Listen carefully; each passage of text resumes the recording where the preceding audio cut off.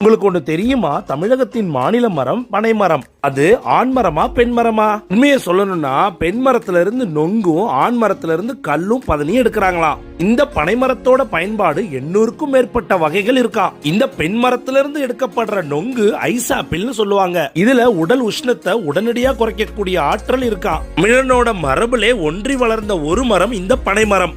இந்த பனை ஓலையில இருந்துதான் வைத்தீஸ்வரன் கோவில்ல இருக்கிற ஓலைச்சுவடியில இருந்து திருவள்ளுவர் திருக்குறள் எழுதின ஓலைச்சுவடி வரைக்கும் இதுதானா. இந்த பனை மரம் சுமார் 70 இருந்து 200 ஆண்டுகள் வரைக்கும் இருக்குமா. கறந்த சேர்க்கையில இருந்து காயா மாறி நொங்கா மாறுறதுக்கு 30 வருஷம் ஆகுமா. இந்த நொங்க நோண்டி நொங்கெடுக்காம மண்ணுக்குள்ள புதைச்சோம்னா அதுல இருந்து வர வேறு தாங்க பனங்கிழங்கு. பனைக்கிழங்கு, பனை வெல்லம், பதனி, கல்லு, நொங்குன்னு பல வகையான ஐட்டங்கள் இதுல இருக்கு. மருத்துவ மருந்துலே சிறந்த மருந்து இந்த கல்லா.